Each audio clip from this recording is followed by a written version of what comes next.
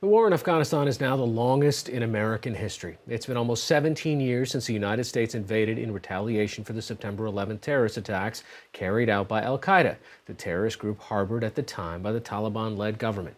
To date, 2,396 American military personnel, along with 1,136 coalition soldiers, have died in the war.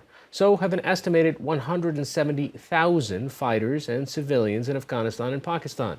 Now, with the Taliban having regained control of 40% of the country, the Trump administration is contemplating a surge of 5,000 U.S. troops to add to the more than 8,000 still there.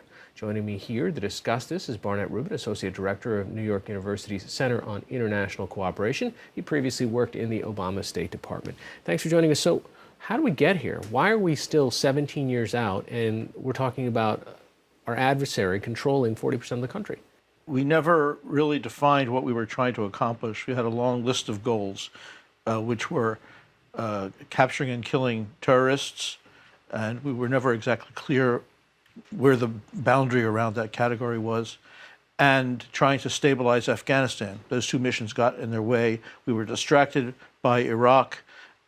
We never really had an adequate understanding of what the problem was, and we did not pay attention to the region around Afghanistan, which has changed very radically in the 16 years or so that we have been there. It seems that there's almost sort of two goals now that are countering each other. I mean, you can either stabilize the country or you can root out the terrorists. You can have a permanent U.S. military presence there to try to keep striking at terrorists and at other enemies and so on in the region, or you can try to stabilize the country, because the country cannot be stabilized with a permanent presence of U.S. troops, because most of the countries of the region don't want us there, and they let us know that by supporting the Taliban. What did the Obama administration get wrong? Well, of course, I was there. I would, in my opinion, the big mistakes were, one, when Obama announced a troop surge, he should not have given a date for withdrawing it. And two, when he announced the troop surge, that was the time when he should have made very far-reaching offers of a negotiated settlement. Unfortunately, our military and many others in the government believe that you shouldn't make any offers of a negotiated settlement until you have already succeeded militarily. But that is too late. You have to do it when you are when your capacities are increasing, and I'm afraid they're about to make the same mistake now. They want to add more troops, and then they say once they're stronger, they will make some kind of offer of negotiation.